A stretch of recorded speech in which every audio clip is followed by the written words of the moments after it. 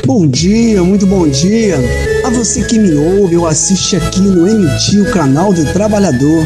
Você que acorda com as galinhas, você trabalhador que sai muito cedo de casa para ganhar o pão de cada dia, que faz longas caminhadas até o serviço, ou anda de trem, ônibus, barco, alternativos cheios e com atraso. Esse programa é para você que abre as portas no comércio, na indústria, nos hospitais, nas escolas. Você que faz tudo acontecer todos os dias.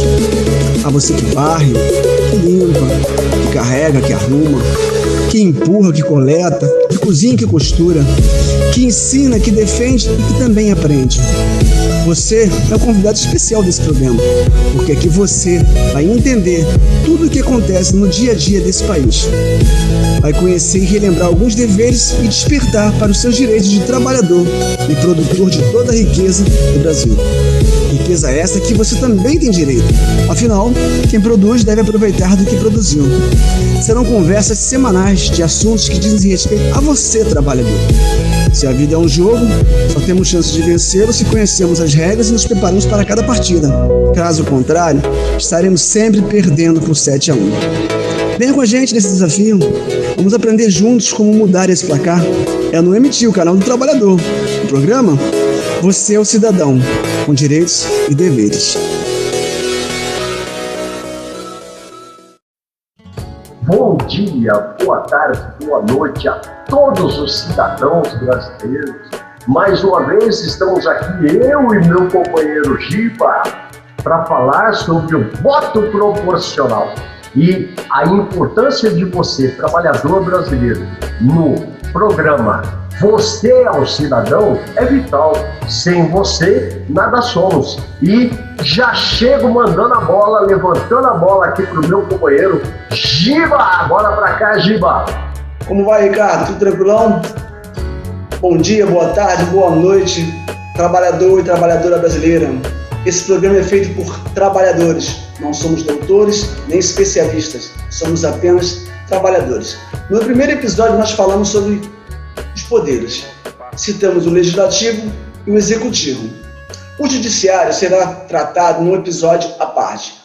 No segundo episódio, nós falamos da importância do partido político como forma de entrada nesses espaços de poder, Executivo e Legislativo. No episódio de hoje, a gente vai falar sobre o voto proporcional. Por que isso? Vamos imaginar um time de futebol com os seus 3 setores. Nós temos a defesa, nós temos o meio de campo e nós temos o ataque.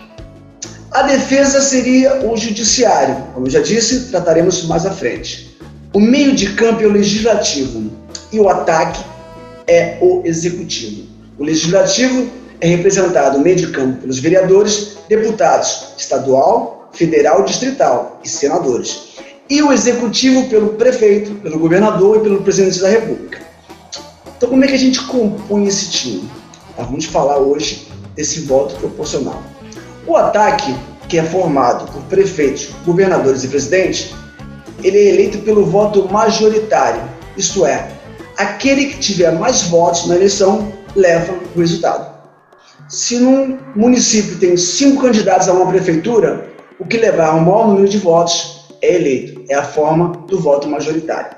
Em compensação, na Câmara dos Vereadores é diferente. O voto é proporcional. Então vamos começar devagar, vamos falar como funciona esse voto proporcional, que é dado aos vereadores, aos deputados estadual, federal e distrital, ok? O Tribunal Superior Eleitoral, ele tem em sua página uma regrinha básica, simples, da gente tentar assimilar como funciona o voto para esses candidatos, para esse legislativo. Então vamos pensar assim. Eu vou usar o maior colégio eleitoral no Brasil, que é de São Paulo, em referência à Câmara Federal. Por quê? A Câmara Federal ela tem 513 deputados federais, distribuído entre todas as unidades federativas do Distrito Federal. Ok? São Paulo tem 70 cadeiras, Minas Gerais tem 53 cadeiras, Rio de Janeiro tem 46 cadeiras, Bahia tem 39 cadeiras e Rio Grande do Sul tem 31 cadeiras. São os 5 maiores colégios eleitorais do Brasil. Então, vou usar a Câmara Federal como exemplo. Vamos imaginar que a eleição foi encerrada. Tribunal Superior Eleitoral, ele faz o quê para trabalhar em cima do voto proporcional? Ele pega os votos válidos. Votos válidos. Quando o indivíduo, o eleitor, ele se dirige à zona eleitoral e vota nulo ou vota branco, esse voto não tem validade. Interessante, né? Você vai a uma urna eleitoral, um momento seu, único, e você anula ou você vota branco. Para as eleições, não tem valor nenhum. Então vamos imaginar que o número de votos válidos em São Paulo deu 3.400.000 votos. E aí a gente tem que achar o quociente eleitoral. É o primeiro momento para a gente verificar o voto proporcional. É o quociente eleitoral. Como assim? Você pega o número de votos válidos e divide pelo número de cadeiras que o Estado de São Paulo, no caso o maior colégio eleitoral, tem na Câmara. São 70. Então você pega 3.400.000 e divide por 70 cadeiras, que dá um valor de 48.571. Então eu estou com uma colinha aqui, tá? Porque é muito número. Então você pega os 3.400.000 votos válidos e divide por 70 cadeiras. Você acha o quociente eleitoral, que deu 48.571. Esse é o primeiro momento. Só que agora tem que fazer o segundo momento, que é o quociente partidário. É uma outra continha para a gente resolver a questão do voto proporcional. Como é que funciona? Vamos pensar em 5 partidos. O partido A, o partido B, o partido C, o partido D e o partido E. Sendo que o partido A e o partido B estão juntos na eleição, através de uma coligação. Então o A e o B estão juntos, o C, o D e o E estão isolados, estão concorrendo de forma isolada, somente através da sua legenda. A soma do partido A e B, desses 3.400.000 votos, ficou em torno de 2.800.000. Como é que a gente acha o quociente partidário? A gente pega esses 2.800.000 votos, divide pelo quociente eleitoral, que é 48.571. Com esse resultado, a coligação do partido A e B alcançou 58 cadeiras das 70 cadeiras disponíveis na Câmara Federal, pelo Estado de São Paulo. O partido C teve 300.000 votos. Dividido pelo quociente eleitoral, ele conseguiu 6 cadeiras. O partido D teve 255.000 votos. Dividido pelo quociente eleitoral, ele teve direito a 5 cadeiras. O partido E, infelizmente, não atingiu o 48.571, né, que é o quociente eleitoral, porque só teve 45.000 votos. Então o E não conseguiu cadeira alguma. Mas se a gente somar os 58 da coligação A e B, os 6 do partido C e os 5, as 5 cadeiras do partido D, nós chegamos a um resultado de 69 cadeiras. E aí, o que o Tribunal Superior Eleitoral faz? Sobre eleitoral. Como funciona isso? O partido A e B, que é uma coligação, não conseguiu 2.800.000 votos. Esse número é dividido pelas cadeiras que eles conseguiram, 58 mais 1. Então é 2.800.000 dividido por 59, tem esse um resultado. O partido C não conseguiu 300.000 votos. Divide esses 300.000 votos pelas 6 cadeiras que ele conseguiu, mais 1. Então é 300.000 votos dividido por 7. O partido D não conseguiu 255.000 votos. Divide pelas 5 cadeiras que ele conseguiu, mais 1. Então é por 6. O resultado dos 3, o que tiver maior número, leva à última cadeira. Nessa operação matemática, a coligação A e B conseguiu um número maior, um resultado maior. Logo, ficou com a última cadeira. Então, a coligação A e B, do partido A e B, conseguiram 59 cadeiras. O partido C, 6, e o partido D, 5. 70 cadeiras direcionadas ao maior colégio eleitoral, que é o de São Paulo.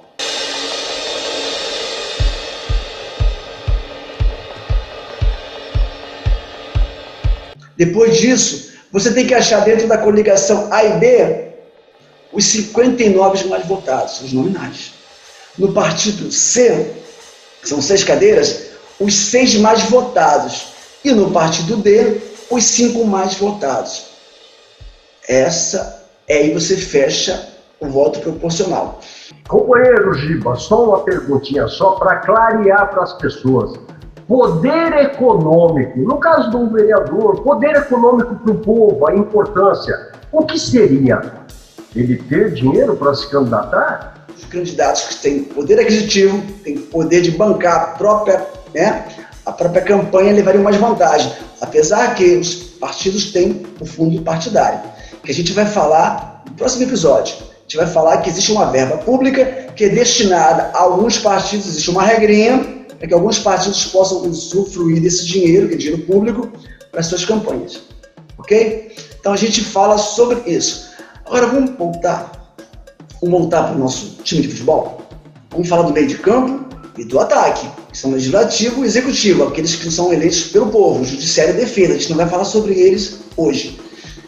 O que adianta, em 2020 agora, nós teremos eleições municipais. O que adianta eu escolher um candidato à prefeitura, um prefeito, né? Eu concordo com a proposta dele, com a proposta, seja ele um partido de forma isolada ou um partido de coligação, eu voto nele.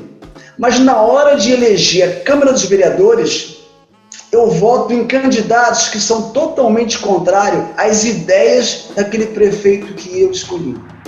Desse pressuposto, companheiro Giba, então há necessidade do eleitor, o cidadão escolher o mesmo partido para quem ele está elegendo no cargo executivo. Se ele vai eleger um prefeito, ele escolher um prefeito, seria bom que ele elegesse alguém, o vereador no caso, ou deputado estadual, federal ou senador, daquela coligação, para que ele realmente seja representado.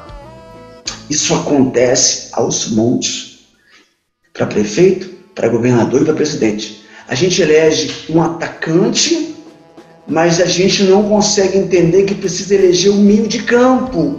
Quem é que municia o ataque? Quem é que faz a bola chegar ao ataque para que o ataque possa finalizar e fazer o gol? É o meio de campo.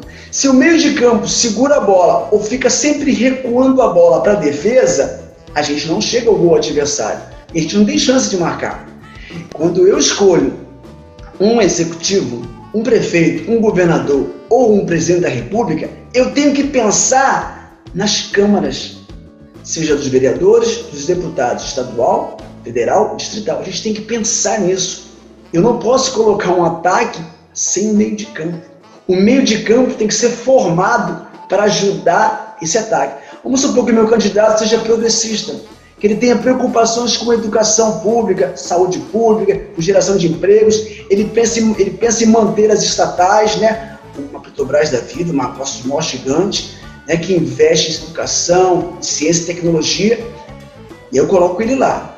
Aí eu deixo que o meio de campo seja formado por candidatos que sejam contrários a isso. Não tem a mínima preocupação com educação pública, com saúde pública, não tem nenhuma preocupação em manutenção de uma empresa estatal do porte da Petrobras, que traz riquezas, é um patrimônio social. Nossa, é um gigante. O que adianta eu votar num ataque que quer progresso e um meio de campo que quer retrocesso?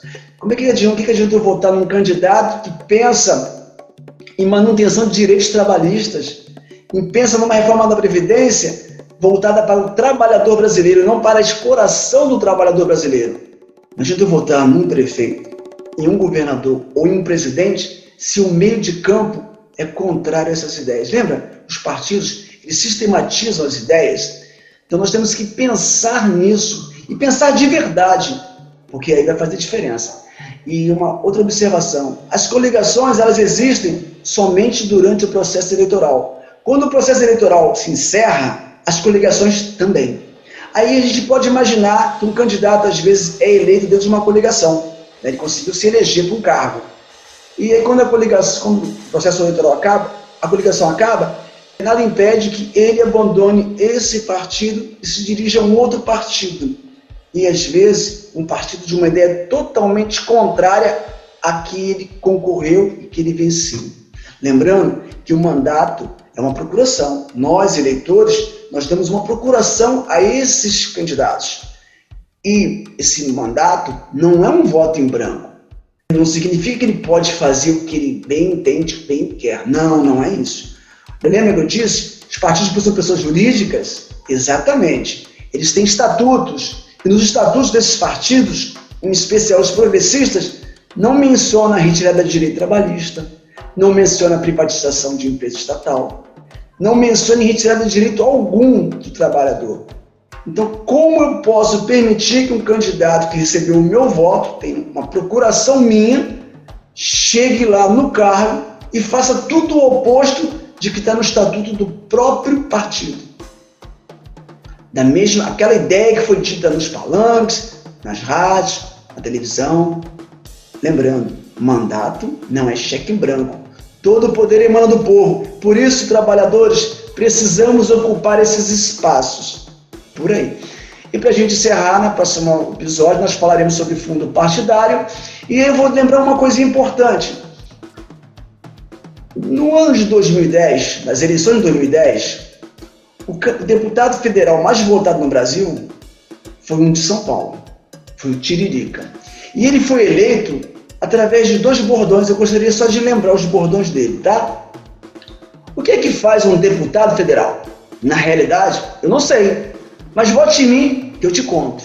Esse foi o primeiro bordão. O segundo foi: pior do que tá, não fica. Vote Tiririca. Os especialistas dizem que essa esmagadora expressão do voto que ele teve 1.348.295 votos em 2010. Os especialistas dizem que foi um voto de protesto. Vamos pensar rapidinho.